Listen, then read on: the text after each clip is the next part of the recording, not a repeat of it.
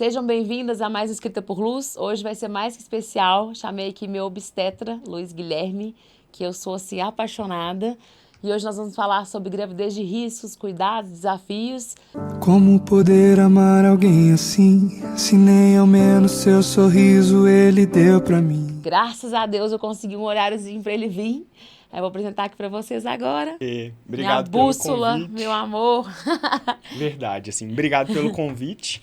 Na verdade, realmente é uma coisa que a gente queria fazer já há muito tempo, né? Sim, e que bom antes que do nós, Escrita por Luz, né? nós conseguimos adequar os meus, os seus, os do Sim, Bruno, então é. dando horário A certinho, todos os né? horários. Obrigado. Apresenta pra gente, fala um pouquinho pra gente, né, sobre você, quem é o Guilherme? Perfeito. Bom, além da timidez, né, aqui no momento, mas assim, eu sou médico, eu me formei em 2009 pela Universidade Federal de Minas Gerais e sempre quis fazer ginecologia e obstetrícia do meio da faculdade em diante. Então, assim, não é um sempre, sempre. Eu entrei com outros planos e aí no meio da faculdade eu tive umas experiências positivas e isso me levou a pensar na ginecologia e obstetrícia. Então, com esse aspecto foi bom, porque eu consegui direcionar muito o meu curso. Então, eu fiz iniciação científica, projeto de extensão, monitoria, tudo na área. O que me deu uma capacidade de escolha muito melhor, né? Eu saí da faculdade realmente sabendo o que eu queria fazer. Passei na residência, fiz Santa Casa de 2010 a 2013. E na Santa Casa, assim, o volume de SUS é enorme, né? Então, a gente aprende muito na marra, uma experiência grande. Depois eu me subespecializei em pré-natal de alto risco, que é um pedaço a mais. Com isso fiz mestrado, meu mestrado é em diabetes gestacional, comecei a dar aula, coordeno residência, e aí a gente vai arrumando atividades, né, ao longo da vida. Mas esse sou eu. Interessante saber que seu mestrado é em diabetes gestacional e Foi. eu estou com você, porque eu não sabia disso. O meu mestrado eu defendi, na verdade, tem 2 anos, Que né? A gente teve um legal. atraso pela pandemia, mas foi em diabetes gestacional. Sensacional. Isso tudo com 40 anos de idade? 39, né? 40 ano que vem. 39? Ah, tá. Então nós estamos quites. 39, 39. É porque eu indico o Gui para as pessoas, aí tem essa crença limitante, né? Nossa, mas ele é muito novo. E Tem o que você acha demais. disso, Gui? Tem demais, na verdade, assim, até porque eu brinco muito com as minhas residentes, com os meus e as minhas residentes, porque assim, lá no Ipseng eu coordeno um serviço de alto risco. Então, as pessoas marcam sem saber fisicamente como eu sou, elas marcam pelo nome. E aí, às vezes, o residente começa a atender e quando vai discutir, eles falam, eu vou chamar meu chefe pra gente discutir e tudo. Quando eu entro, algumas olham e perguntam, mas o chefe vai chegar em qual momento? Pergunta para você Pra mim, mesmo. então é engraçado, porque assim, realmente existe essa cultura e esse preconceito de que para uma pessoa entender mais de alto risco, ou para uma pessoa trabalhar só com gestante de alto risco, ela tem que ter 40 anos de experiência, ou a cabeça branca, ou ser uma pessoa realmente que... existe isso na medicina, né? As pessoas, elas chegam às vezes no Sim. médico e elas entendem o médico como, se ele é experiente, ele é bom. Sim. Então, a gente Famoso cabeça branca. que ainda está no meio do caminho nessa transição, porque eu não sou mais recém-formado, mas Sim. eu também não tenho um tempo grande de profissão, acaba que elas olham com aquele olhar meio será, entendeu? Desconfiando. Mas eu acredito que depois das conversas e das consultas, a gente consegue demonstrar Sim. que estudando e se preparando, você consegue ir longe, Sim. independente de Sim. não ter tanta idade, Sim, entendeu? comigo foi assim, né? Verdade. Na primeira consulta eu já... Nossa, amor, é ele. Tudo Foi. que eu pergunto, ele me fala... Assim, professor, né? Mas me fala com tanta exatidão, com dados e tudo. É uma tranquilidade. E qual que é a indicação, Gui, para uma gestação de risco ser acompanhada realmente, né? Qual que é, assim, a classificação de uma gestação de risco? Porque dá muita diferença, né? Uma pessoa que está... Pode ser uma gestação, às vezes, que está normalizada e, de repente, ela vira de risco. Ou até no comecinho já é de risco. Ela ter esse acompanhamento mais clínico, mais de perto. Exato, Rê. Na verdade é o seguinte, a gente tem vários critérios que indicam que uma gravidez é de alto risco. O que funciona, né? O que é o alto risco?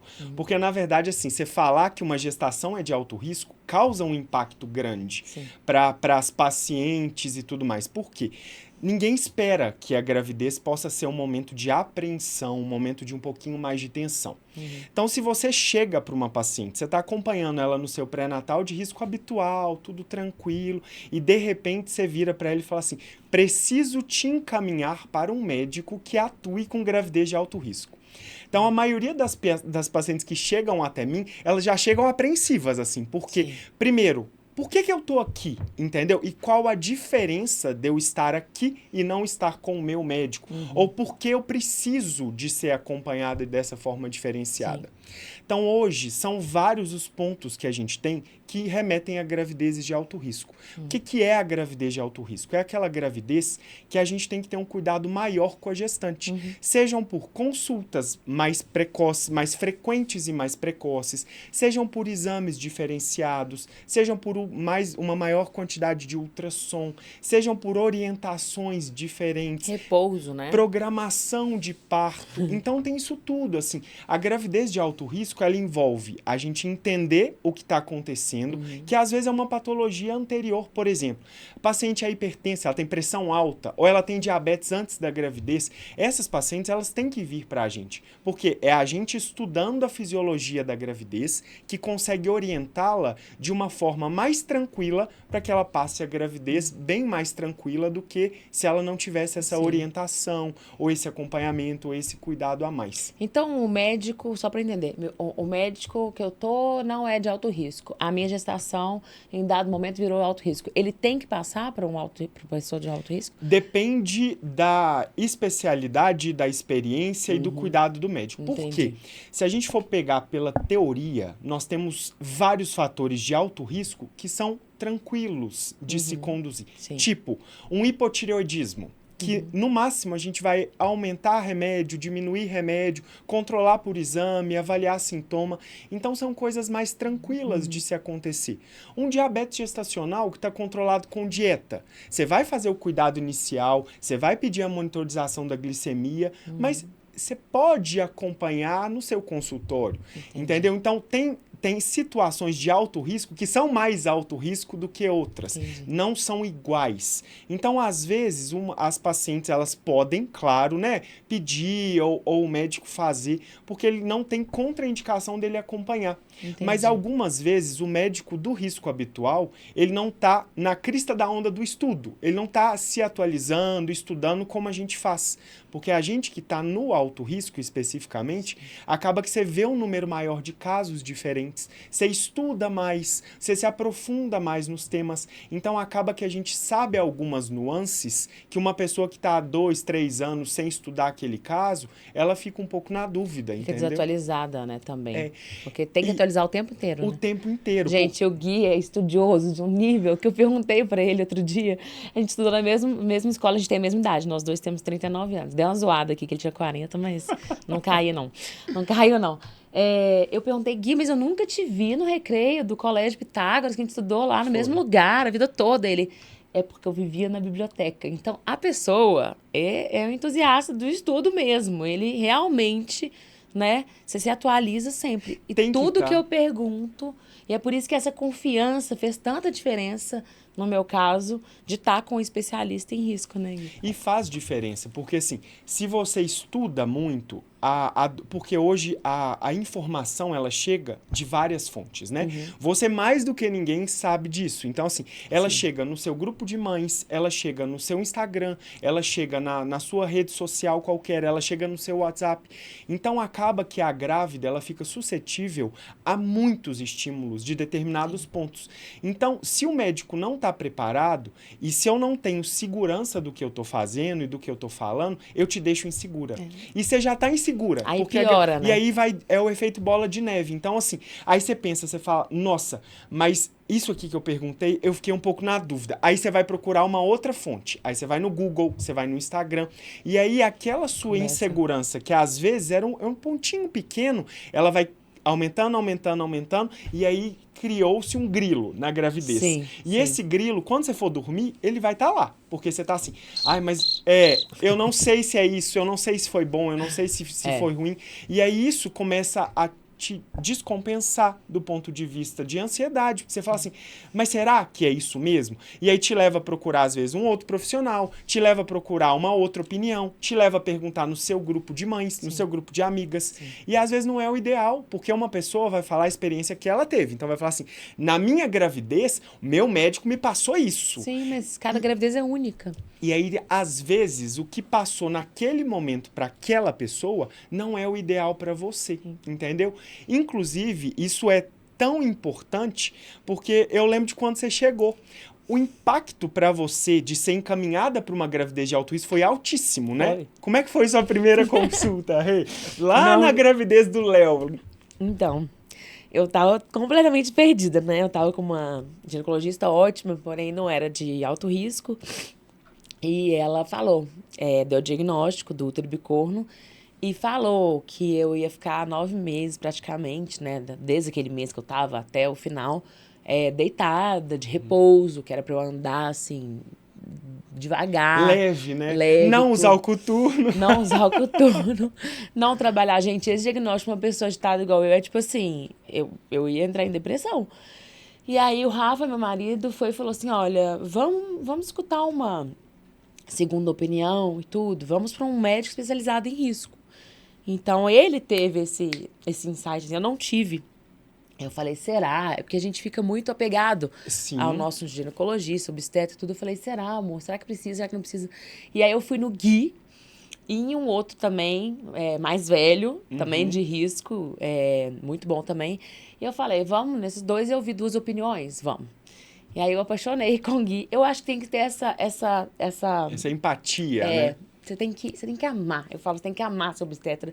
Você não tem que virar e falar assim, eu gosto, é bom. Não. Então vai procurar até você criar esse rapport, essa identificação muito grande, porque é uma pessoa que vai te acompanhar, vai saber o máximo da sua intimidade, é muito importante. E o Gui me acolheu de uma forma que ele, como ele é professor, ele desmistificou tanta coisa pra mim, aquele gravidez de risco, que bateu no meu colo, igual você falou, que às vezes a mãe fica desbaratinada. Ele falou assim, Renata, você vai ficar de repouso agora só até completar 3 meses e depois nós vamos acompanhar de perto vida normal. Na literatura, hoje, não tem indicação do seu repouso. Por quê? Você vai perder massa muscular, a sua cabeça não vai ficar boa. Não tem benefício. No seu caso, não precisa. Ou seja, eu fui da água pro vinho, porque a minha orientação foi de uma pessoa que estava mais atualizada, que falou assim, não é assim mais, isso já existiu. Mas agora na literatura é isso. Eu falei, meu Deus, não é possível que é verdade. E individualizar, porque assim, pegar o seu trabalho, o que você tem de dia a dia, de atividade diária, o seu trabalho e falar, calma. Então, o que dentro do seu trabalho a gente pode fazer e o que a gente não pode fazer. A gente cortou algumas coisas. É ir devagar, é individualizar a assistência. Então, é virar e falar assim, Rê, isso aqui dá para você fazer, isso aqui já fica muito. E algumas vezes foram interessantes, porque assim, às vezes você dava uma burlada e você falava, eita, foi isso mesmo, eu senti diferente fazendo isso. A gente alinhava. Então era muito interessante, assim, até é o que você falou, tem que haver essa conexão, esse link. Sim. Por quê? Para você me perguntar, para você falar assim, eu posso fazer isso? E eu falar, eu acho que isso é muito pro seu caso. É igual festa infantil. Agachamento, que eu tive o sangramento antes de te conhecer, né? Que foi o que levou a meu repouso. E aí o Gui falou, Rê, vamos cortar a festa infantil, mas você pode atender normalmente os outros. Claro, sem estripulia e tudo, porque na minha outra gestação eu sentia mais, né? O útero bicorno, no caso. E era mais novo, né? Então, assim, tudo assustava mais também. E a gente, manda tudo pra cá. Né? Somatiza. E é aquela questão que, assim, tudo é novo. Então, por exemplo, você começou a sentir dor do nada. Você não estava sentindo. Então, tá normal ou não tá? Eu ficava tonta num trabalho e precisava de sentar. Hoje eu trabalho, eu dobro, né? Não era pra contar isso pra ele, mas tudo bem. Eu emendo um trabalho no outro e não sinto nada. Então, assim, a gente tem que entender que o corpo é muito inteligente. O corpo fala. E o Gui sempre falou isso pra mim. Rê, não tá com dor aguda, tá com uma dor muscular normal porque você cansou. Aí você descansa. Mas se tiver uma dor acentuada, uma coisa diferente, aí vamos ligar o alerta. Não tem sangramento, não tem dor forte, vambora. E o legal é isso que o Gui falou assim, vambora. Ele bancou o meu caso e falou, você vai trabalhar. E a gente acompanhou de perto, com os ultrassons muito pertinhos, para eu poder fazer, né, continuar minha vida e ter uma qualidade de vida. Então, olha o quanto é importante, quando você tem indicação de um acompanhamento de alto risco, você ir para uma pessoa especializada, né, Gui? E aproveitando para as pessoas entenderem um pouco, vamos falar sobre o útero bicorno? Porque eu falo aqui e eu não consigo explicar, porque eu estava esperando você vir aqui dar essa explicação. Certo. Bom, então, o útero bicorno, né, que é um diagnóstico que a gente já conversou, Sim. que é o diagnóstico da Rei, que envolve várias outras mulheres também. Eu tive muita dificuldade de achar sobre isso, desculpa te interromper, sobre isso na internet. É mesmo? E eu queria muito essa explicação, porque eu tive que achar artigos em inglês, eu tive que achar vídeos curtos que não falava, mas não falava nada. Entendi. E a única pessoa que realmente me explicou direito foi você. Então, desculpa interromper, mas vamos lá falar. Vamos lá. Então, a diferença é o seguinte. O útero bicorno, ele é aquele útero que ele é divididinho em dois. Então, na verdade, existe um septo lá dentro e duas cavidades diferentes. Então, o que acontece? A Rê, ela engravidou em uma cavidade, mas a outra cavidade, ela continuava lá. Que é o que pode acontecer com as pacientes que têm. Então, elas engravidam de um lado só.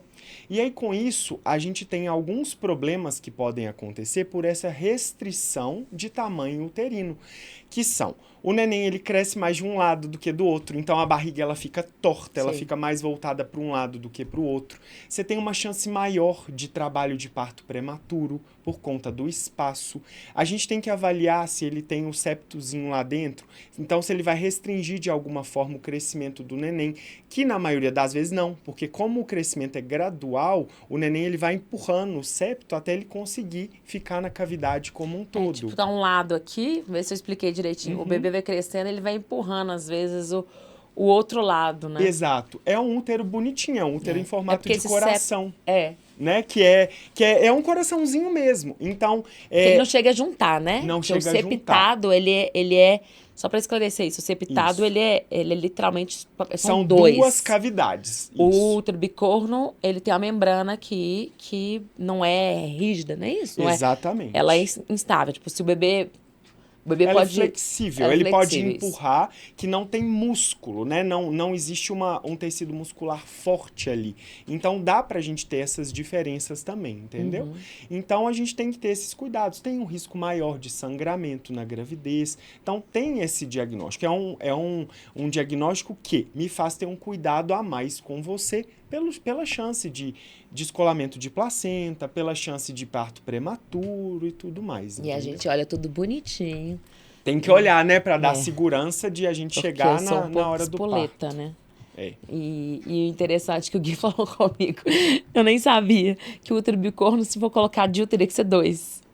Ou seja, não tem indicação de DIU, né? Na verdade, os úteros, as alterações uterinas, seja o útero bicorno, o útero de Delfo, que são a gente fala malformações, mas são as alterações, que são aqueles úteros que eles não têm uma cavidade única. Para a gente ter anticoncepção, o DIU, né, que é o dispositivo intrauterino, ele não é o mais indicado.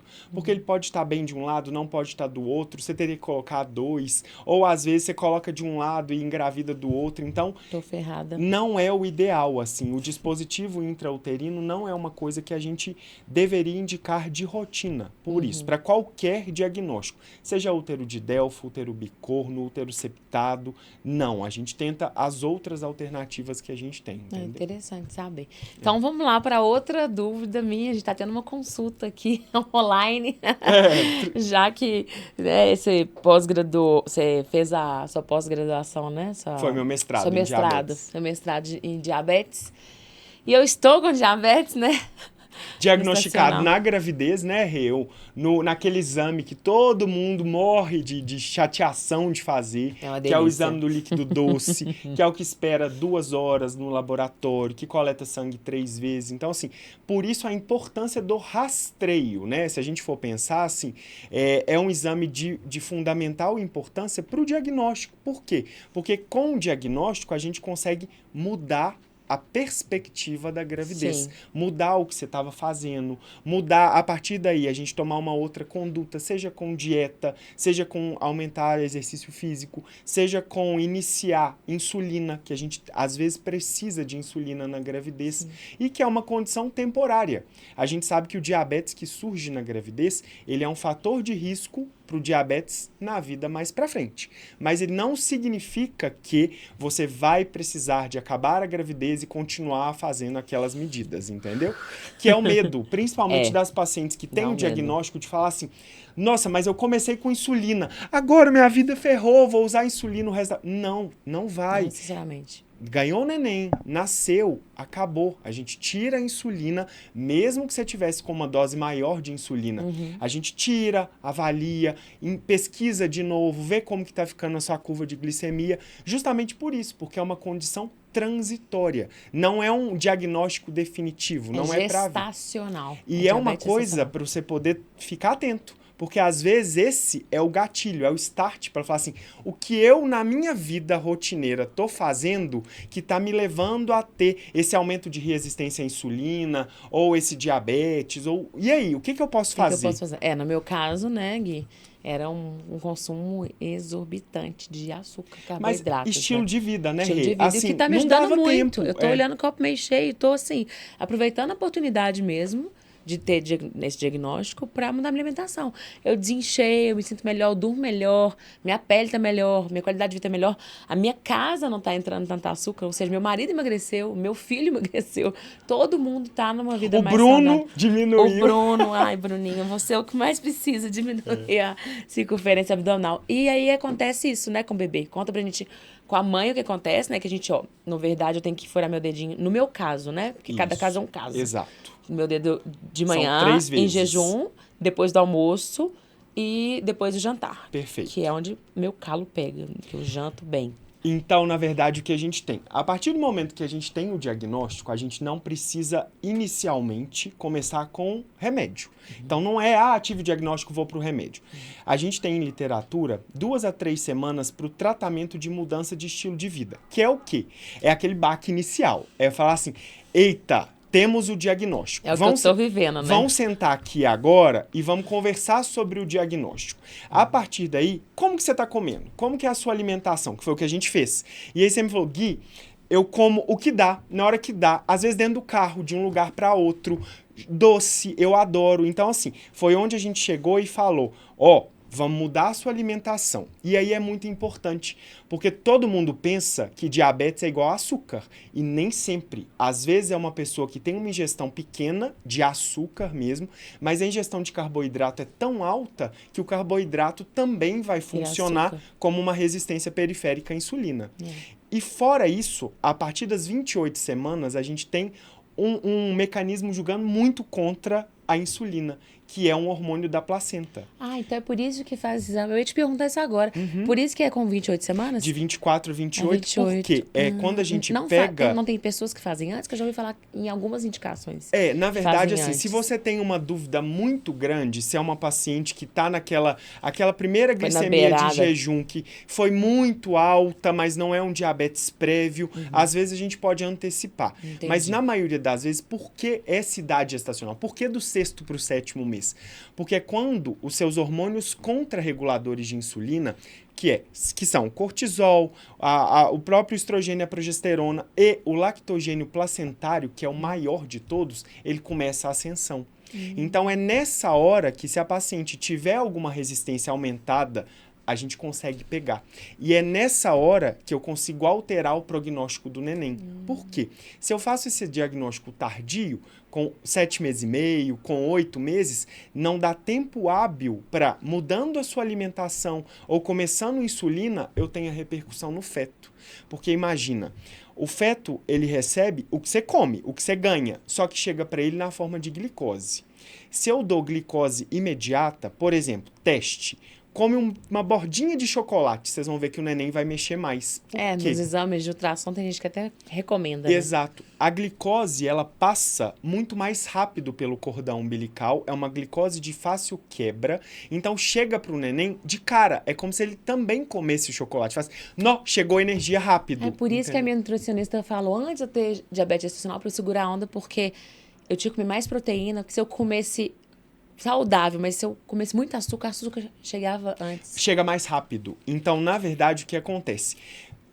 Fazendo o teste... Ele tava comendo só açúcar. É um teste fácil, assim. Coitado. Se você pensar, a gente tem esse pensamento de que o chocolate é uma fonte de glicose rápida. Então, se você tá em muito tempo sem comer, você fala assim, vou comer um chocolate para me dar energia. É, eu na vida. A gente tem essa opinião. A gente acha assim, se eu pegar um chocolate... Tô há 8 horas sem comer, ainda tem coisa pra fazer. Pego um chocolate, vou comer, por quê? O chocolate dá energia. E, de fato, ele vai te dar energia na primeira meia hora. Você vai falar assim, opa, beleza, tô ótimo, comi o chocolate, tá tranquilo. Meia hora depois, você entra no estado pós-prandial, como se você tivesse uma hipoglicemia, porque abaixa de uma vez. Então, você vai ficar letárgico, você vai falar assim, nossa, mas parece que eu tô muito mais cansado, eu tô com muito mais fome. E, de fato, acontece a mesma coisa com o neném. Então, por isso que a glicose imediata, o açúcar, ele é ótimo para situações agudas, do tipo, quero que meu neném mexa mais. Eu tô sentindo que tá mexendo menos do que antes. Ou, eu vou para um ultrassom e eu quero que ele mexa, porque eu quero que abra a perninha para eu ver o sexo.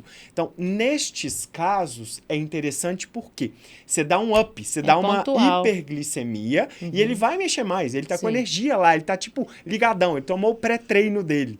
Só que aquele pré-treino, ele é pouco tempo. É igual energético. É igual a taurina. energético. Ela vai, pá, dá o pico e depois cai. Entendi. Então, o que a gente faz quando se tem o diagnóstico? A gente tenta ver na sua alimentação o que eu posso mudar para evitar esses picos de insulina. E a castanha é um belo aliado, né? Foi uma boa escolha para você, né? Foi. E aí a gente viu que mudando a sua alimentação, mudando o exercício físico, não cortando completamente açúcar. Porque, gente, você não precisa de uma hora para outra. A Rê teve momentos que ela falou assim, Gui, eu tô em síndrome de abstinência, porque assim, eu cortei de uma vez. Eu cortei tudo. E não precisa, porque isso não é o ideal, né? Você desespera, é igual o café. Você corta o café de uma vez, você fala assim, você começa a tremer e passar mal. Só que a gente tem que adequar. E aí essa curva de glicemia tem várias alternativas. A gente pode fazer a de 3 valores, a gente pode fazer a de 6 valores, que tem inclusive a de madrugada. A gente pode colocar o Libre, que é aquele aparelhinho que coloca no braço. Hoje tem muitas mulheres que preferem colocar o Libre, porque não tem que ficar furando o dedo todo dia, entendeu? Toda hora. Então, é uma alternativa interessante. A gente tem alguns respaldos em relação ao Libre, mas é uma alternativa muito importante. E diz que tem um novo agora que ele fica monitorando o tempo inteiro num gráfico, no celular. Na verdade, o Libre tem esse aplicativo, que é o aplicativo que, inclusive, você manda pro médico. E aí eu vigio se a sua curva ela tá dentro dos valores, se não tá. Mas para que essa curva? Para eu saber se tem algum momento do dia que você está ingerindo uma maior quantidade de carboidrato ou proteica que está aumentando. E está burlando nessas 3 que está estimulando você fazer esses picos de insulina ou não. Por quê? Se a gente tem uma alteração importante, mais do que 30%, eu tenho que mudar a minha estratégia. Então, não precisa ser rigorosíssimo. Você pode ter o dia do lixo, mas que não seja o dia do lixo todos os dias. Você me liberou no sábado. Então, você pode ter isso. E para que isso tudo? Para eu oferecer para o neném uma menor quantidade de glicose, para que ele também faça dieta na barriga. E aí ele não cresça demais. E aí fica a dica para vocês. Como que a gente percebe que o neném está crescendo muito? Porque medida de barriga é muito subjetivo, né? Assim, minha barriga está muito grande, ou as pessoas estão falando que minha barriga está muito grande. Isso é muito subjetivo. O segundo filho já fica maior também. Que às vezes não condiz com a realidade. Então, a gente tem parâmetros ultrassonográficos que mostram pra gente que é o neném que está guardando muita energia. Como que o neném guarda energia? No fígado. Por quê? A fonte de energia do neném, que é o glicogênio, ele é armazenado todo no fígado. Então, ele fica com o fígado maior, porque tem muito glicogênio. Aí fica barrigudinho. Fica barrigudo, que é a circunferência abdominal. abdominal. Que acusou no meu exame de glicose, né? Aquele que a gente toma o líquido. E logo depois, que o Gui já pede tudo junto, a circunferência do Bruninho já estava maior também. Isso. E agora, essa semana, né? Essa semana, o seu Eu ultrassom ainda não novo. marquei. Essa semana eu já vou marcar o ultrassom pra ver se deu uma recuada. Isso, Se a que a dieta gente dele tá Está valendo, né? boa. A gente quer que continue crescendo, mas a gente quer que o percentil de crescimento não seja tão alto quanto era. Nem desproporcional, né? Nem Crescer desproporcional. a barriga, as perninhas e o fêmur tá lá Pequeno, é. que é o que tava acontecendo E no meu que é o que gorducho. as pessoas às vezes acham assim, nossa, mas neném barrigudinho é lindo, neném é fofinho e tudo. Mas nem sempre esses nenéns enormes, eles são saudáveis. Por quê?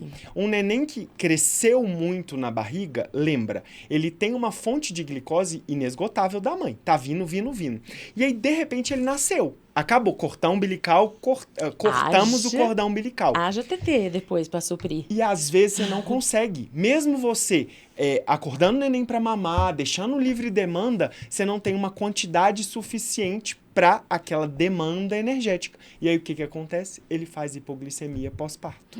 Então são os nenéns que você tem que ficar medindo no pezinho para poder acompanhar, mas são aqueles nenéns que às vezes eles vão precisar de fórmula porque eles não têm uma quantidade de glicose suficiente para manter o que ele estava acostumado. É aquela coisa, o hambúrguer todo dia, vai, de repente você chegou no final e você tá dando uma salada com frango, não vai nutrir mesmo, entendeu? Ele vai querer um hamburguinho lá dele. Ele tá acostumado com um alto padrão de glicose de alimentação. Exato. Tanto é que na alta gravidez eu fiquei na beirada, né? E você falou, cuidado que sua ingestão de glicose tá tão alta que quando esse menino nascer, você vai sofrer pra amamentar. Porque ele vai querer o peito e ele todo. Quer, porque ele quer. Quis. O peito, na verdade, ele é a forma que ele tem de ganhar nutriente. Se ele tá acostumado com uma demanda alta, ele quer nutriente. Então, assim, é peito pra que te quero. É aquela história. Põe no peito, na hora que tira pra rotar, já quer de novo. Já quer de novo, entendeu? porque ele tá acostumado com esse padrão. Agora, eu fazendo essa dieta que eu estou fazendo, eu tenho chance do Bruno vir menos voraz que o Leozinho? Tem, porque na verdade, assim, a gente vai mudando o padrão dele desde agora. Aí então, eu já vou criando esse hábito. Eu quero que ele cresça, sim, eu não quero que ele diminua. Sim. Não é esse o meu objetivo. Mas eu quero que ele não cresça tanto como ele estava crescendo, pulando etapas de percentis. Eu quero que ele fique no crescimento dele, que é o dele constitucional. Não crescer porque ele está recebendo uma quantidade de glicose grande. Então, ele nascendo, é óbvio, a gente vai precisar de medir a glicose dele também para investigar se ele vai fazer hipoglicemia ou não, porque ele tem uma chance maior.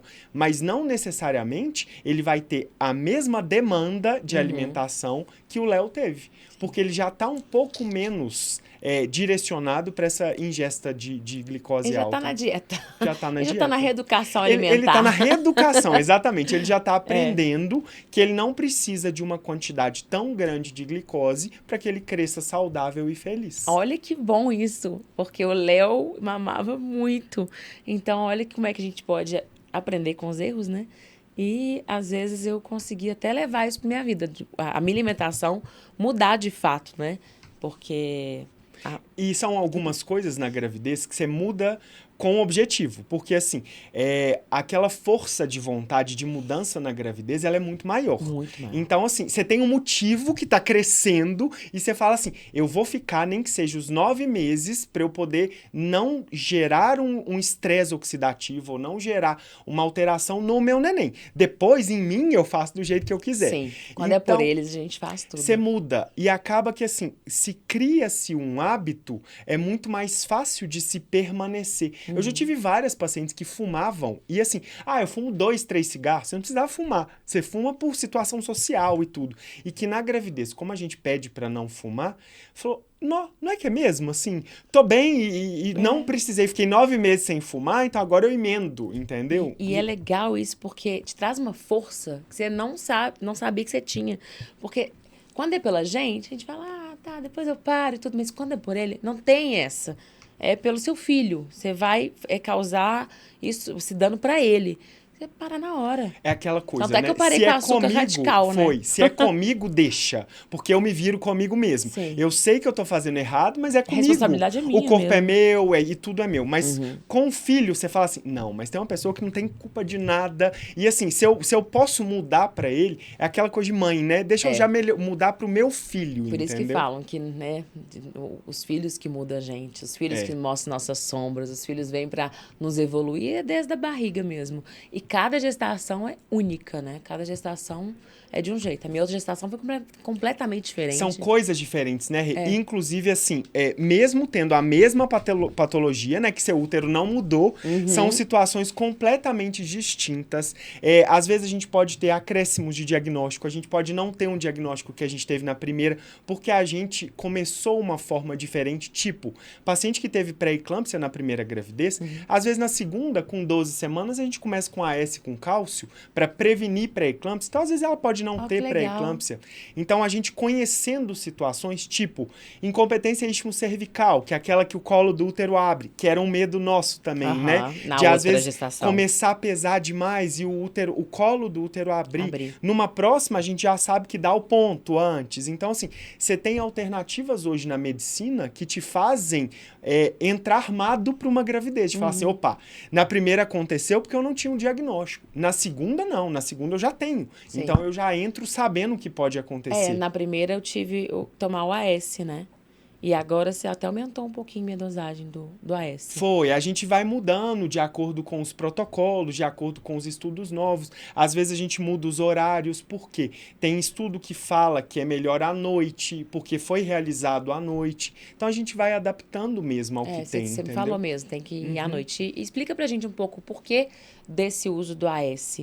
Perfeito. Qual que é a prevenção dele? O AS, que ele age? Ele, na verdade, a gente usa uma dose muito menor do que a dose de proteção cardiovascular. Porque às vezes o pessoal fica muito nessa hipótese de falar assim, nossa, mas meu pai usava, meu avô usava, eu lembro que era depois do almoço por causa de problema no coração.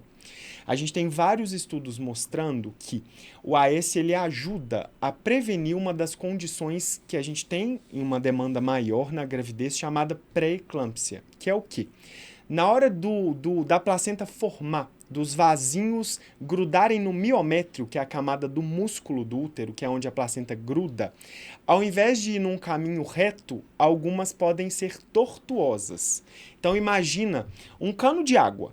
Se você tem um cano reto, o fluxo de água vai ser rápido e vai ser intenso. Se você começa a ter um encanamento todo torto, além de você diminuir a velocidade de chegada da água, é uma água que vai batendo. Então, assim, aqui bateu, volta um pouco, aí ali na frente bate e volta. Então, você tem uma quantidade menor de chegada daquela água no seu destino final. E assim funciona com o sangue. E o sangue é o que leva nutriente e oxigênio da mãe para o neném. Então, se eu tenho um caminho mais tortuoso, além de eu poder chegar com menos sangue, levando a menos oxigênio e menos nutriente, eu também tenho uma possibilidade maior de, naquele caminho, eu ter microentupimentos. Que é a pressão. Que é a pressão. Ela vai formando, na verdade, uns pontos de adesão, de tanto bater. Então, porque o sangue não é só água, ele tem os componentes, ele tem plaqueta, glóbulos vermelhos, glóbulos brancos e tudo mais. Então, como se fosse, você já falou uma vez isso, como se fosse um chuveiro que vai entupindo, cada hora um vasinho. Exato. Ali. E aí você começa a ter um risco. fluxo menor. O que o AS nessa dosagem faz, junto com o cálcio? Ele ajuda a diminuir a possibilidade desses microentupimentos. Então, ele previne que a paciente tenha ele é o rotorruter. Ele não é o rotorruter, porque o rotorruter ele tira o que está lá.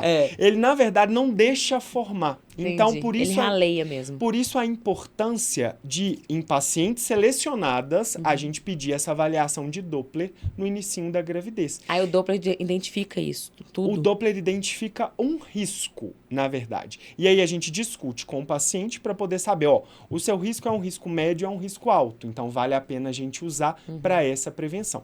São vários fatores que influem. São pressão arterial na hora, o Doppler, o ultrassom, a idade da mãe, o peso da mãe. Então, não é só chegar lá e falar assim, eu tive uma alteração no meu ultrassom, vou começar com a S. Tem vários fatores que podem influir. Entendi. Ou, às vezes, você não teve alteração no Doppler, mas você tem uma história que nos faz crer que precise de usar. Lá na frente, né? Porque eu acho que é Ou só lá na mais- frente, ou uma história familiar, ou uma história para trás de uma gravidez anterior. Então, a gente tem que avaliar realmente, individualizar caso a caso.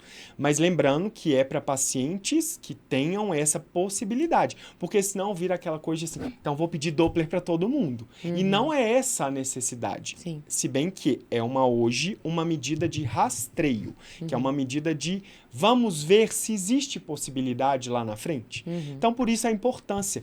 E uma coisa que é bem mais importante do que o pré-natal inicial é, às vezes, a consulta pré-concepcional. É aquela que, na nossa população, a gente não tem tanto, porque a gente sabe que a maioria das gravidezes são assim, vamos engravidar? Vamos, se acontecer, aconteceu. E pronto, aí procura depois. Mas quando a gente tem a consulta pré-concepcional, a gente já consegue orientar, inclusive, sobre essas possibilidades, porque a gente vê a história anterior, a gente conversa sobre a história da família, então isso influi muito pra gente também. Não que não possa ser feito na primeira consulta de pré-natal, mas é diferente a paciente entrar sabendo do que ela ser informada naquele primeiro momento. Tipo, caiu no colo dela. É. A minha teve a minha consulta, porque eu tive uma perda antes. Não, a segunda já teve todo um rastreio. Você já começa a investigar antes. segunda, Então, não é aquela coisa assim, cair de paraquedas e aconteceu. É uma coisa assim, não, eu tive isso, eu investiguei isso, eu sabia disso e a partir daí eu já sei o que eu preciso de fazer, entendeu? Entendi.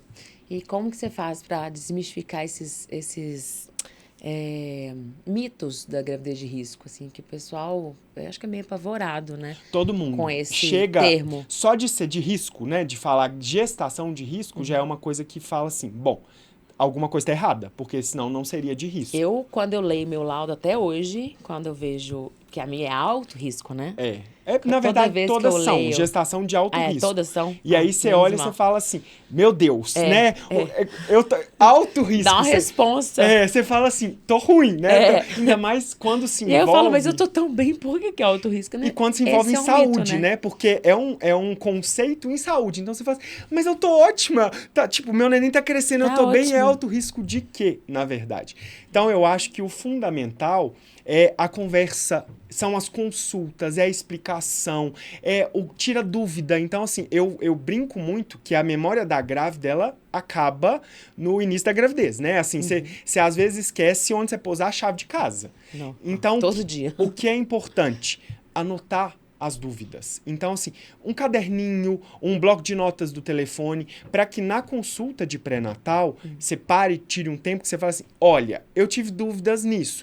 Eu tenho dúvida em relação a pintar meu cabelo ou não pintar meu cabelo. Eu tenho dúvida porque uma colega do grupo de mães da escola do meu outro filho falou que ela tem que usar isso. Eu tenho que usar isso? Por que eu preciso de usar isso?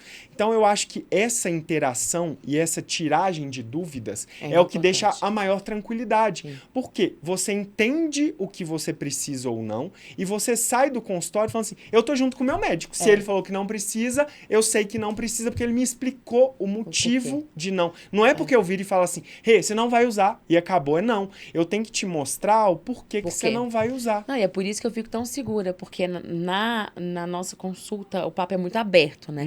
E eu acho que isso traz muita tranquilidade pra gestante. Do tipo, olha, isso acontece por causa disso, disso, disso. Então, você não pode, sei lá, na outra gravidez, agachar, porque seu colo pode abrir e você pode ter um sangramento, o bebê pode nascer prematuro. Então, isso norteia a gente. Por isso que cada gestação é única. Eu tô tendo 2 gestações completamente diferentes e eu sou a mesma pessoa. Exatamente. Então, imagina esse tanto de gente, né? As pessoas trocam ideia e tudo, é agregador e tudo, mas você tem que ir no seu profissional, na pessoa que você confia, no seu médico, que ele vai saber o melhor pra você. É aquela velha história, cada caso é um caso. Exato. E é uma coisa bem interessante que você falou e que realmente acontece. Então, assim, tenham empatia e ligação com o seu médico. Por quê? Porque se você não confiar no que ele tá te falando, a sua gravidez não vai ser saudável, não vai ser legal. Você não vai ficar tranquilo. Por mais que ela tenha um fator de risco, ela pode ser uma gravidez leve, ela não precisa ser pesada. Quando você não confia, você sai do consultório falando assim, eita, vou pesquisar, vou procurar, vou perguntar pra alguém e vai ficando mais tenso. É isso. Então, assim, confie. fui lá, não me adaptei. Ou, por exemplo, né, a gente já conversou assim, fui no Guilherme, mas eu achei ele muito novinho, então...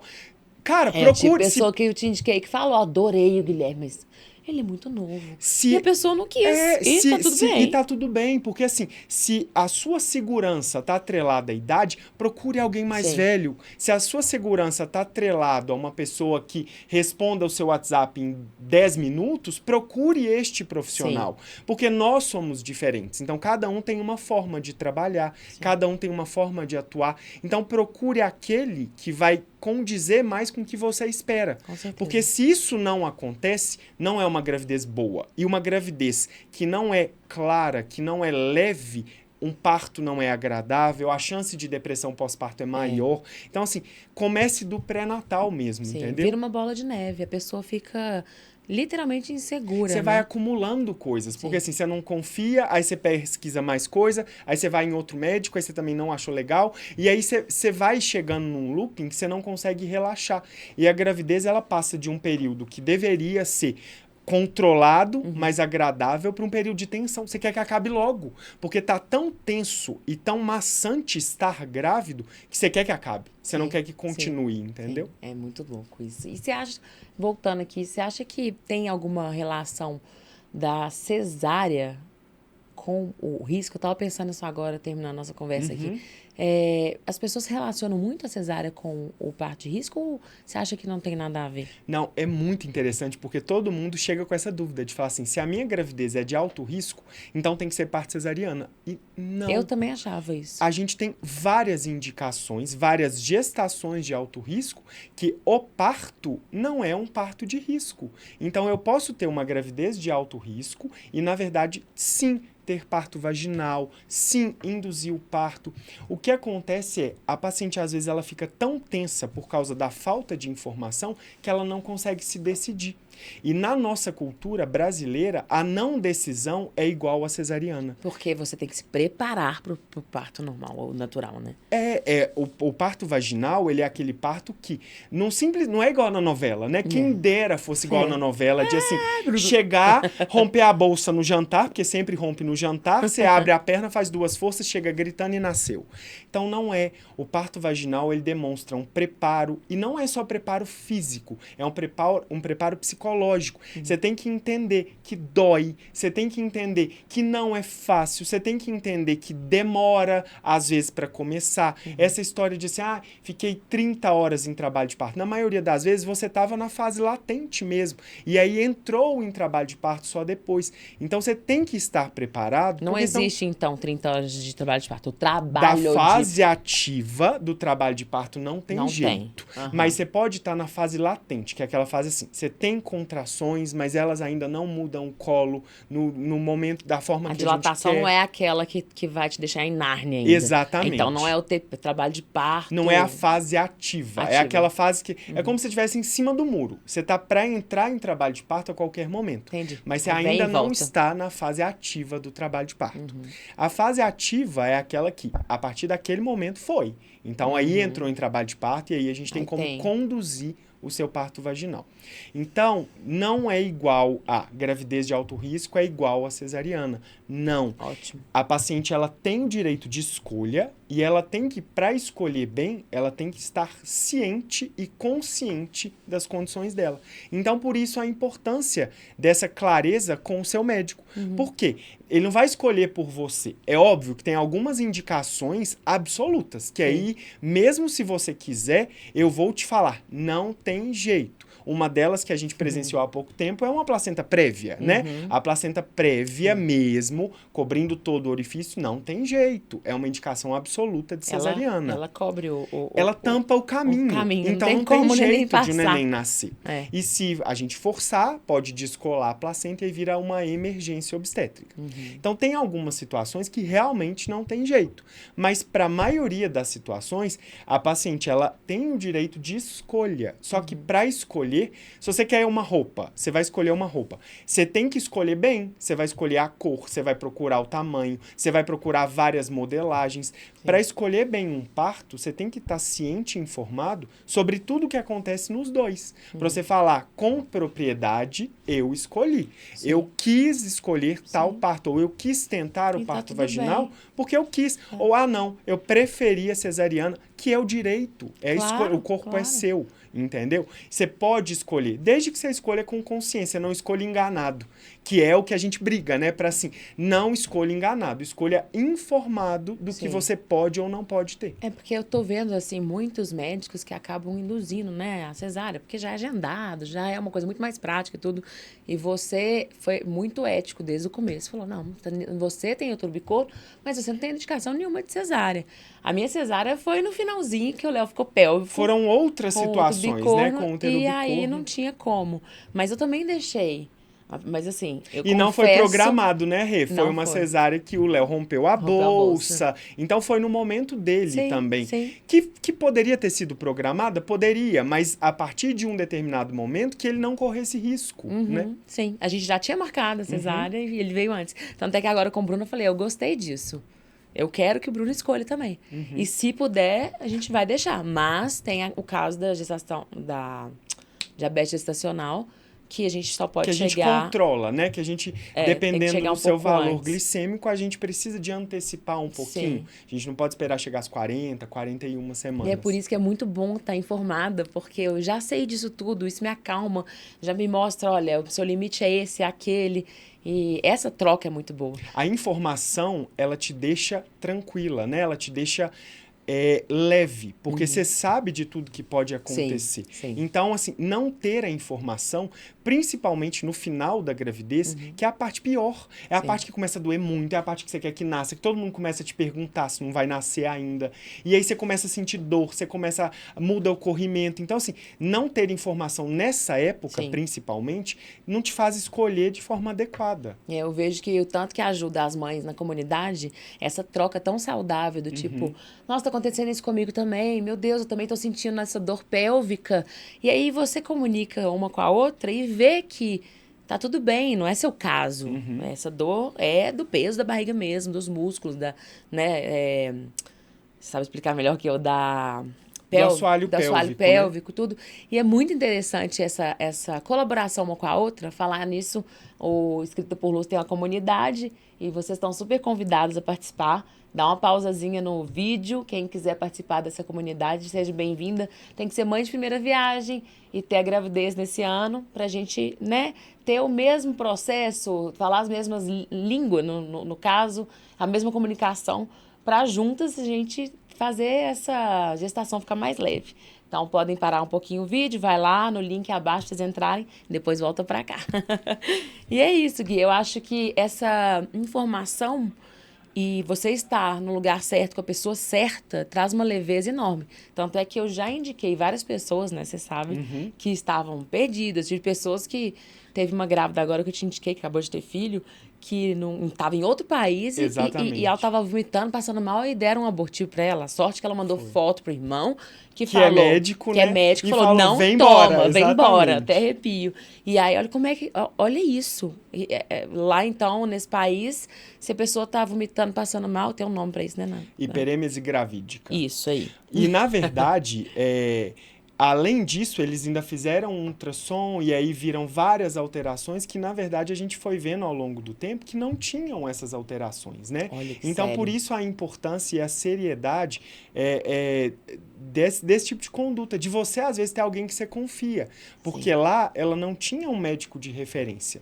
E aí, você imagina, ser num país diferente, com uma cultura completamente Outra diferente, língua. uma língua diferente, você não tem a quem recorrer, né? Então, eu acho que para ela ainda foi mais difícil esse aspecto, assim, Sim. de o que eu faço da minha vida. Ainda entendeu? bem que eles foram super coerentes, escutaram o coração, porque isso é muito importante, É, escutar verdade. seus sentidos, e voltaram, né, abandonaram lá a carreira do marido, tudo, voltaram, a gente que eu guie, e ela até falou, nossa, é outra coisa, obrigada e tudo, porque eu acho que a pessoa tem que estar bem instruída.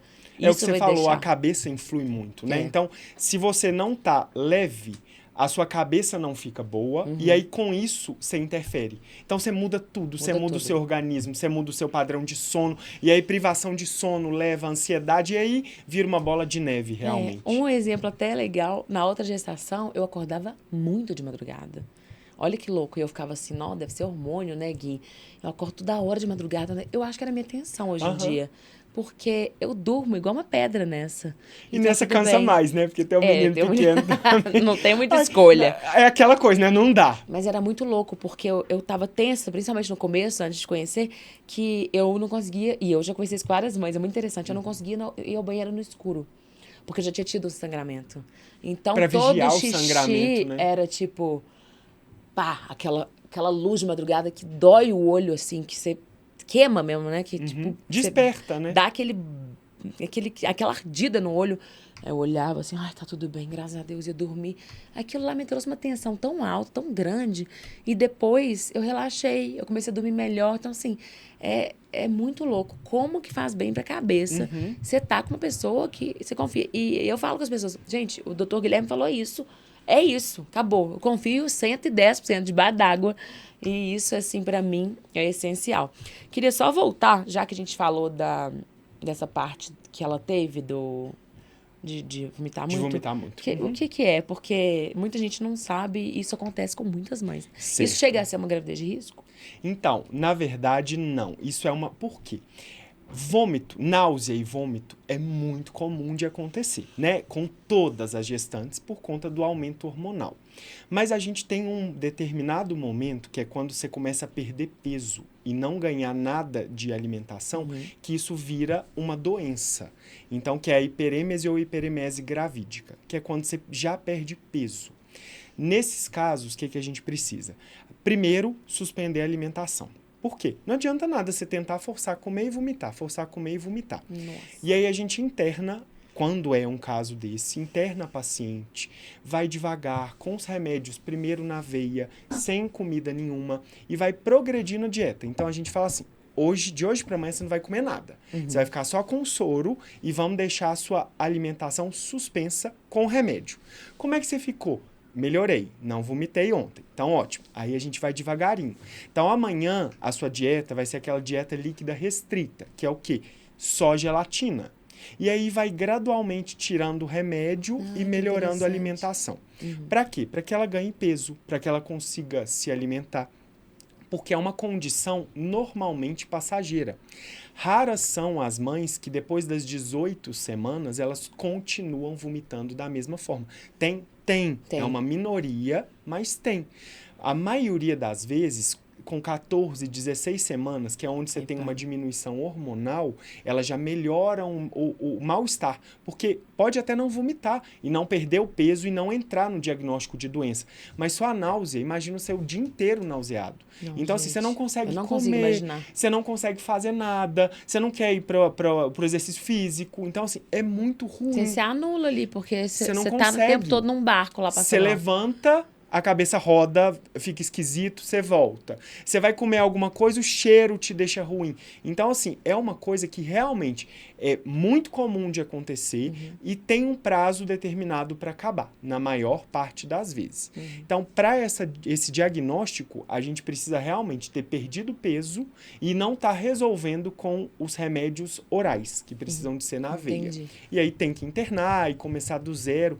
Ela, inclusive, foi para dieta parenteral, que é um tipo de alimentação que a gente dá na veia. Então, para ver a gravidade do quadro dela, entendeu? Bom saber, bom esclarecer, porque a gente só escuta falar, nossa, mas fulana... vomitou muito na gravidez, inteira. né? Eu tenho uma amiga minha, que até minha cliente também, ela nas 2 gestações, foi desde o começo até a sala de parto. Eu falo, meu Deus, você é muito guerreira. E tem, na verdade, assim, isso pode acontecer? Claro que pode. Tem gente que, às vezes, é um pouco mais sensível. Tem o esfíncter, que relaxa um pouco do esôfago. Então, tem situações que pioram mesmo. Mas o que a gente tem que diferenciar é...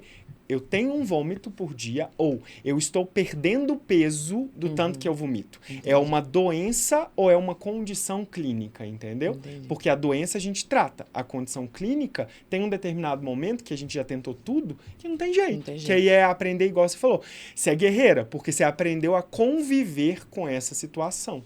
E entendeu? contornou, e comeu mesmo assim, É, e foi. e aquela coisa, assim, eu entendi como o meu corpo funciona, entendi. O que eu tenho que fazer? Eu tenho que mudar.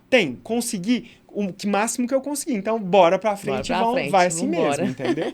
É muito assunto, Gui. Eu quero te perguntar tanta coisa. Você vai ter que A gente vai ter que fazer você vai ter que parte vir uns 2, 3 né? podcasts aqui. Só uma coisinha que eu queria perguntar muito, que eu vivo conversando isso com as mães, você sempre me fala, né, por causa da outra gestação, quando passava de 32 semanas, a gente comemorava e tudo. E eu falei isso esses dias com uma amiga que tá de repouso, e ela falou, nossa, Rê, que notícia boa que você me deu e tudo, que a formação, né, do pulmãozinho e tudo, eu não sei explicar direito, Tá. da preparação, mas essa parte da prematuridade, como que é? Qual que é a parte mais perigosa? Qual que é a parte que você passou, assim, de fase? Como que é? Na verdade, a gente brinca que são fases de videogame, né? A prematuridade. Então, o ideal mesmo, padrão ouro, é não ser prematuro. Sim. E a gente agora, no mês da prematuridade, é importantíssimo a gente fechar Olha! fechar com esse assunto. Então, é o seguinte, existem graduações da prematuridade que são aquelas que, quanto mais perto das 37 semanas, menor a chance de eu ter sequelas irreversíveis. Então, por exemplo, nasceu prematuro? Nasceu. Mas se nasceu com 36 semanas, é diferente de um nascimento com 28, que é diferente de com 26.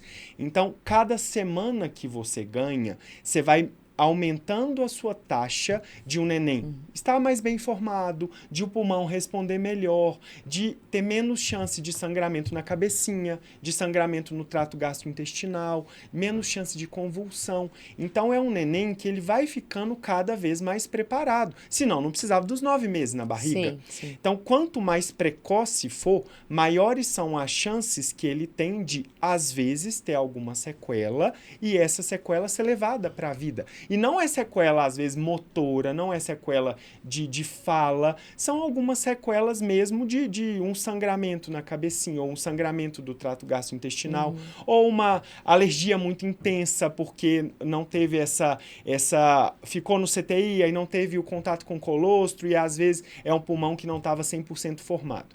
Então, a gente tem alguns marcos na prematuridade.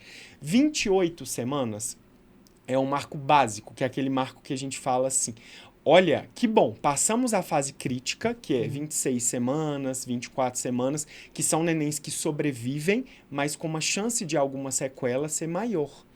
28 semanas, a gente já começa a ter um marco de melhora. A gente fala assim, que bom, já temos mais chance de o neném nascer e ter menos sequelas. Com 30, 32, cada dia dentro da barriga é em média 2 a 3 dias a menos no CTI. Então, isso é muito importante. Mas eu vou ter que ficar internada, em repouso. Sim, esse é o sacrifício para o seu filho. E a gente vê que isso não é só na vida cotidiana nossa, isso é na vida de qualquer um. Sabrina Sato fez isso, Eliana precisou de fazer isso nas gravidezes. Então, assim... As gemelares, muitas precisam, Muitas né? Por causa da precisam. restrição. Então, assim, você tem que... É comum, isso pode acontecer com qualquer mulher, independente do perfil financeiro, independente da disponibilidade de recursos, se ela está num hospital de ponta em São Paulo, ou se ela está, às vezes, no interior com um hospital que não tem maternidade. Então, pode acontecer, de fato. E destes marcos, a gente tem que, passou 34 semanas, a chance de ter sequela ela é muito menor. Então, a gente fala assim, é prematuro? É. Pode ter um comprometimento do pulmão? Pode. Às vezes vai precisar de usar surfactante, que é uma substância que a gente tem para ajudar na respiração. Mas a chance de uma hemorragia ou de algum outro distúrbio de sequela, ela é muito menor. Então, por isso que às vezes quando passa de 34, a gente comemora. Principalmente naquelas gravidezes que a gente vai vendo dia a dia ou semana a semana. O que a gente tem que levar em conta é o seguinte, às vezes eu tenho situações da mãe que se agravam muito se a gente for postergando o nascimento do neném. Então, por isso a importância de a gente sempre avaliar os dois. Porque não adianta nada eu tentar dar a chance toda para o neném e a mãe cada vez ficar pior, entendeu? Então, a dificuldade Você tá nossa... tratando ali 2 pacientes. São 2 ao mesmo tempo. A dificuldade nossa é a gente chegar num equilíbrio. qual o momento ideal para a mãe e para o neném. Que eu não comprometo a saúde da mãe e que eu consigo dar uma qualidade de vida muito melhor para o neném. E aí vocês têm que ficar chegando nesse Então, essa balança é o que às vezes pesa mais do lado da mãe, às vezes pesa mais do lado do neném. Então, por isso a importância de você estar em lugares, primeiro, que tenham estrutura, né? Você tem que ter um CTI bem montado, você tem que ter profissionais que atuem de forma tranquila com esses nenéns, com essa prematuridade. E você tem que entender que vai chegar um momento que às vezes não vai ser o momento ideal para o seu neném, mas vai ser o seu momento ideal. A gente conversa isso muito com o paciente cardiopata, paciente que tem alguma alteração cardíaca. Por quê? Quando entra no 3º trimestre de gravidez, depois dos 7 meses, o coração precisa trabalhar muito mais. E às vezes é o momento que o coração vai descompensar. Então, eu preciso de antecipar o parto, não porque está acontecendo alguma coisa com o neném, mas porque se eu deixo muito tempo, aquele coração da mãe, às vezes não vai dar conta. Entendeu? Como é que é importante, né, gente? Acompanhar. Então, por isso que você precisa... E outra, você tem que saber isso desde sempre, porque se eu te falo agora, com 15 semanas, que você lá na frente pode precisar de internar, tem risco do seu parto ser prematuro por causa do seu coração, é uma coisa. Você se prepara para aquilo. Se eu vir para você agora e falar assim, negócio é o seguinte, agora a gente vai ter que internar. É um baque. Né? Ei, eu não tô esperando isso. Eu não tô preparada para isso. Então, as coisas têm que ser homeopáticas. Tem algumas coisas que a gente consegue, desde lá de trás, já prever. Por isso a importância de um profissional de alto risco. Entendeu? Ai, gente, ele dá aula. Não, imagina. Ele dá aula. Ô, Gui, então foi o seguinte, porque a gente já tá sem tempo, né? A gente tá falando de vários assuntos, tem várias perguntas que eu quero fazer Nós aqui. Não fizemos nem metade das perguntas. Não fizemos nem metade. Tem o pós-parto, tem o taping, várias coisas que eu quero falar. Vamos deixar esse gostinho de quero mais pro próximo. Vamos. E aí a gente fala das A gente planeja o parte 2, né? A gente planeja o parte 2, 3, 4, porque é infinito, gente. É uma enciclopédia. Obrigada. Eu que agradeço Adorei. o convite mais uma vez. E assim, de fato, as dúvidas que forem surgindo, você tem várias formas de conexão, a gente vai respondendo Que legal. em outro momento, né? Em outro podcast, ou se forem dúvidas mais urgentes, às vezes a gente responde, você responde mais rápido. Então, assim, a gente te monta manda mensagenzinha, a gente monta essa forma de interação mesmo. Fechou. Tá? E obrigado muito mais uma vez pelo carinho. Obrigado por ter tornado a minha gestação tão leve. Gia, eu vou chorar também, pode parar com isso. Ó, beijo. Beijo. Não consigo nem falar. Deu? Obrigada. A gente se despede aqui com esse chororô. Compartilhem se vocês gostarem. Mandem para seus amigos. E, mamães, curtam aí, porque esse conteúdo vale ouro. E que seja leve. A dica tem que ser, seja leve. Então, assim, mesmo gravidezes de risco podem ter gravidezes leves. Então, com certeza. Cheguem nesse aspecto, né? Se não tá leve, alguma coisa não tá legal. De errado. E eu falo sempre isso pela minha experiência com o Gui. Eu falo sempre isso quando eu vejo as mães norteadas. Tem muito abandono obstétrico, tem muita coisa que acontece nos bastidores. E eu falo, vai em outro profissional, vai em 2, vai em 3. Vê quem você se identifica mais, porque... Nossa, quando você encontra a pessoa que você fala, é essa pessoa, esse é o cara, essa é a cara, é tão diferente que a gente não merece ficar na insegurança. A gente tem que ter certeza que a gente é apaixonado pela pessoa que está com a gente para estar caminhando nessa jornada tão bonita, tão especial, né, Gui? Verdade. Independentemente de ser de risco, de não ser, tem que ser leve. E de quantas forem, né? Porque gravidezes são completamente diferentes. Eu tô com medo desse tema. Então assim... De quantas forem. Porque às vezes você fala assim, não, mas a primeira deu tudo certo, mas a segunda pode ter uma alteração, na terceira pode dar tudo certo, né? E a alteração não significa que deu errado. Sim. É um certo controlado, entendeu? Então... E você pode estar com seu médico de 10 anos e falar assim, agora eu vou ter com uma pessoa especializada em risco. Ou nesse momento não tá mais tanto, ou às vezes até a gente, né? Tem paciente que começa com a gente e é o que a gente conversou, é empatia, gente. Às vezes, assim, o que você deseja não é o que eu consigo te oferecer. Então não hesite. Troque, porque ache um médico que consegue te oferecer o que você busca, porque aí vai ficar leve. Maravilhoso, gente. Perfeito, obrigada. Obrigado, Rê. Foi um prazer. Prazer é meu. A mão tá gelada até agora, hein? Tá.